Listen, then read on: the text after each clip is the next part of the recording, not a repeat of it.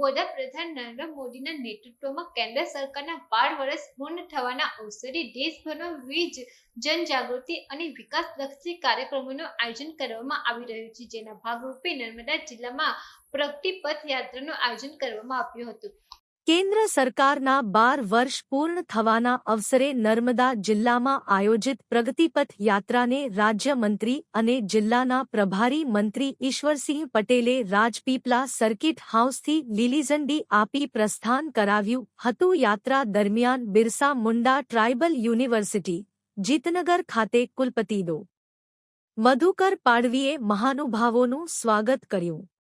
અહીં એક પેડ માં કે નામ અભિયાન 3.0 અંતર્ગત વૃક્ષારોપણ પણ કરવામાં આવ્યું હતું। ત્યારબાદ મહાનુભાવોએ Sardar Sarovar, Narmada dam, statue of unity અને અન્ય વિકાસ તથા પ્રવાસન પ્રકલ્પોની મુલાકાત લઈ તેમની કામગીરી અને મહત્વ અંગે માહિતી મેળવી।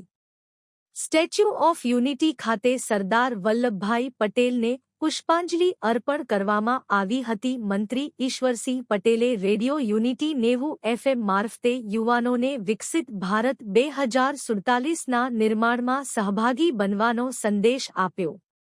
સમગ્ર યાત્રા દરમિયાન મહાનુભાવોએ સ્ટેચ્યુ ઓફ યુનિટીની ઇલેક્ટ્રિક બસમાં મુસાફરી કરી હતી।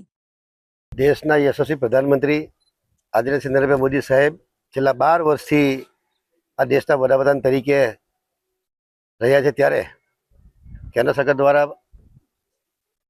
અને ગુજરાત સરકાર દ્વારા પણ વિવિધ પ્રોજેક્ટો નિર્માણ પામ્યા છે। ત્યારે આજે નર્મદા જિલ્લાના આમ કહીએ તો વિશ્વની અંદર સૌથી ઊંચામાં ઊંચી પ્રતિમા એ પણ નર્મદા જિલ્લામાં સરદાર વલ્લભભાઈ પટેલ સાહેબની છે।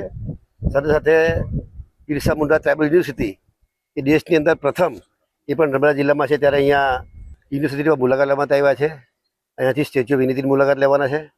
ત્યારે અનેકવિધ ગુજરાત સરકારના પર જે પ્રોજેક્ટ છે, પ્રોજેક્ટોનું આ અનુસંધાને જે મોદી સાહેબના 12 વર્ષની અંદર અનેક કામો થયા છે અને આપણે જોઈએ છે કે વિકસિત ગુજરાતની સાથે સાથે વિકસિત ભારત જે પ્રમાણે વિકાસ પામી રહ્યું છે, ત્યારે મોદી સાહેબ આમ તો 2001થી આ ગુજરાતના મુખ્યમંત્રી તરીકે એમણે 2001થી 2014 સુધી ગુજરાતની કામગીરી કરી અને 2014થી લઈને આજ દિન સુધી એટલે કે છેલ્લા 12 વર્ષથી જે પ્રકારે છેલ્લા 25 વર્ષથી એટલે કે 2001થી 2026ની વાત કરીએ ને, એક પણ દિવસની રજા પાડ્યા વિના મોદી સાહેબે આ દેશની અને ગુજરાતની જ્યારે સેવા કરી, ત્યારે આપણે મોદી સાહેબને આયુષ્ય સારું રહે અને એમના સમયની અંદર હજી પણ ખૂબ વિકાસ થાય એવી પ્રભુને પ્રાર્થના કરીએ છીએ।